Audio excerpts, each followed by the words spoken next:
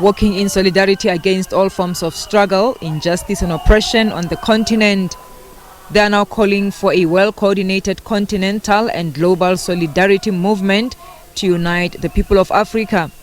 I am calling for all of us to stand together in unity to promote the rights of children and the women.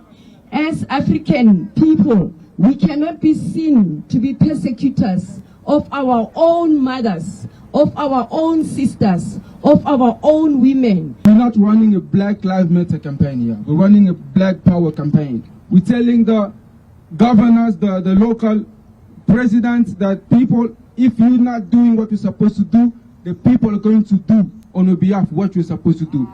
These organizations say while power always changes hands, people's lives on the continent remain the same, if not worse.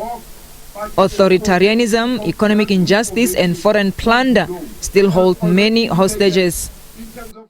We ought to be united because the future of this continent depends on the unity of the working class as the only force that can defeat neocolonialism, that can defeat imperialism, that can overthrow dictatorship in Swaziland. We launch a movement to demand that the global north, all the colonizers, pay back what they took from Africa. We want to say pay back the money. Pay back the money.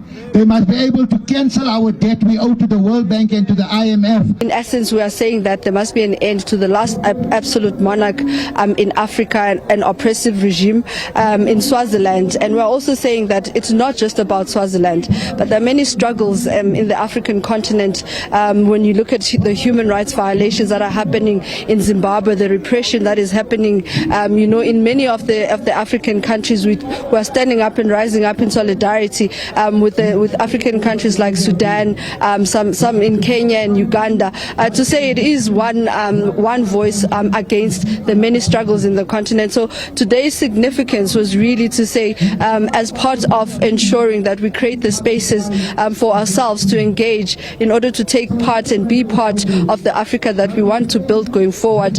COSATU also added its voice to the millions who are commemorating Africa Day this year.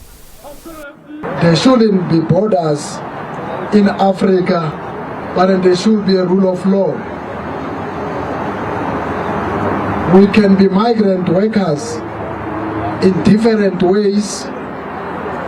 We can be migrant workers, some coming to countries because of the borders illegally, and we're unable to control that. That's why I'm saying, whilst Africa belongs to all who live in it, we must live in each and every African country and observe the rule of law in that particular country.